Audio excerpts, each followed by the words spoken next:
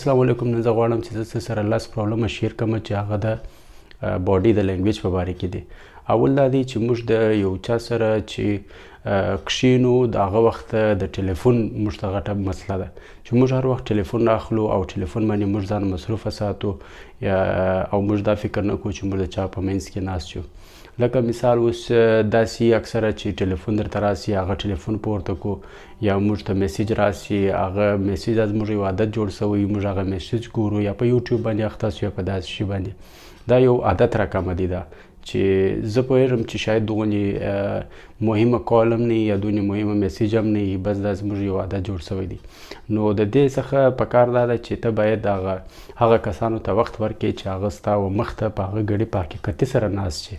د هغو سره باید خپل وخت تیر کړې، نه د هغه کسانو سره چې هغه ګر سره اوس تا سره حاضر هم نه دي، هغه بل ځای دي، هغه تا ته یو میسیج وکړي ته ډایرکټ خپل هغه حقیقتي ټولنه پرېږدي او ته د هغه دغه چې سوشل میډیا ته توجه ورکړي. نو دا د یو کنیکشن د یو د رابطې او د اخلاقو دغه د یو ماتولو دغه یو غټ سبب دی چې موږ په دا طریقه غلط طریقه استعمالو سوشل میډیا. دوم مسټیک دا دی چې موږ هر وخت پر ټلیفونانو باندې مصروف یو یا پر لپټاپو باندې، نو موږ د کښېناستا طریقه هم غلطه وي. موږ د سره وخت کښته نیولي د هغه رقم موږ که لپټاپ ته ناست یو لپټاپ ته موږ داسې سر موږ کښته ورته نیولی، نو د دې څخه هم د مغزي د درد د سبب ګرځي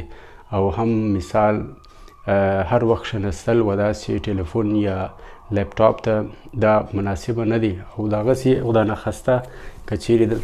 دلته درد ته یو رقم درد پیښیږي پر دا ملا باندې، که دا درد ته پیښ سو نو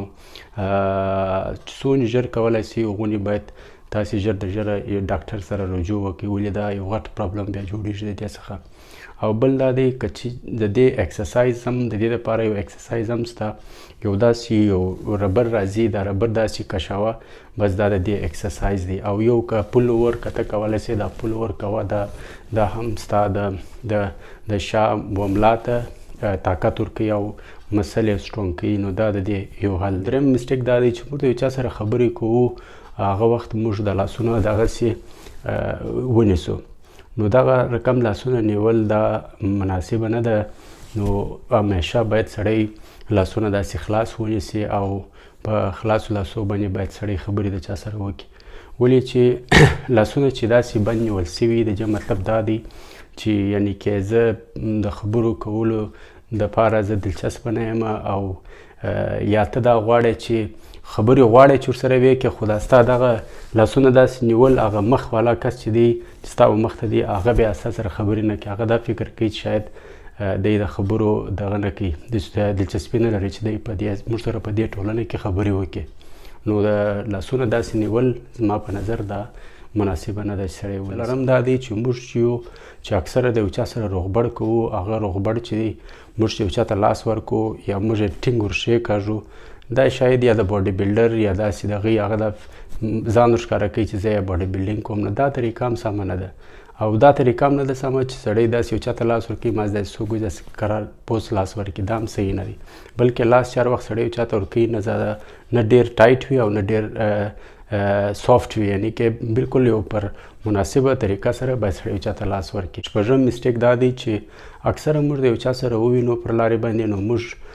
د هغه سره چې ملاقات وکړو نو هغه وخت زموږ اوږې چې دي موږ په دا رقم سره خبرې ورسره کوو. د دې مطلب دا دی چې د پښو ډایرکشن چې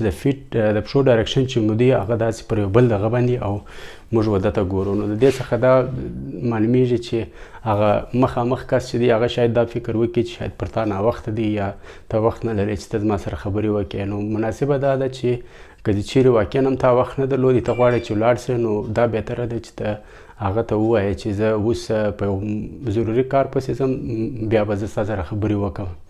او نه موږ ته دا نه ده پکار چې موږ داسې پر یو بغل باندې ودرېږو او موږ د یو کس سره او اووم دا دی چې موږ چې د یو چا سره خبرې کوو خو دغه یو اخلاقاً هم زما په نظر سره دا یو ښه عادت نه دی چې اکثره داسې په ګوته باندې داسې خبرې سره کوي. دا په بهتره دا ده چې دا اکثره داسې یو کلچرل راځي یا په رسم رواجونو راځي چې دا ګوته یو چاته نیول چې د داسې وکړه د داسې وکړه دا خبره په اخلاقو کې نه راځي. نو د دې څخه هم باید موږ پرهیز وکړو چې ګوته داسې په ګوته باندې خبرې ونه کړو. تم مسټیک دا دی چې موږ د یو چا سره چې ووینو یا ورسره ودرېږو یا د هغه یو ځای ورسره کښېنو چې موږ باید د هغه د عادت یعنې د هغه کښېنستا یا د هغه د خبرو یا د هغه یو شی په لاس کې یا مثال د هغه یو څه عادت موږ د هغه سره یو رقم وساتو یعنې کې ورسره جوړ کړو. لکه مثال اوس هغه راسي هغه یا ګیلاس یې په لاس کې یا چای څښي یا اوبه څښي او داسې ته هم کولی سې چې ته یو شی راواخلې ته د هغه سره د هغه په طبیعت باندې ته واوسېږې. نو د دې څخه هغه دا محسوسوي چې دغه نفر هم زما په رقم عادتونه لري یا زما دغه دی. نو هغه دلچسپي ستا په خبرو کې هغه ته دلچسپي پیدا کېږي یعنې ستا سره هغه دلچسپي نیولی سي. او نهم مسټیک چې دی هغه دغه دی چې موږ ساعت چې مو په لاس وي دا ساعت چې دی موږ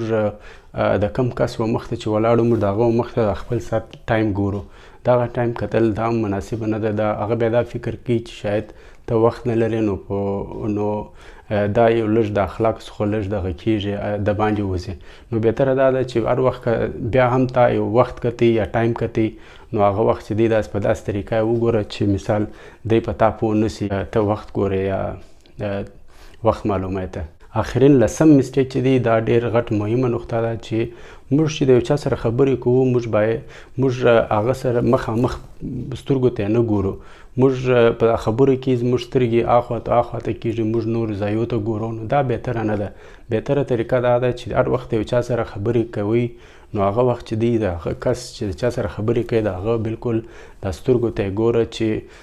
هغه دا محسوسه کړي چې و دغه کس چې دی زما ته متوجه دی او دی زما سره په خبرو کې دلچسپي لري. نو دغه د دې بهتره طریقه ده چې چا باید موږ سترګو ته وګورو او خبرې وکړو.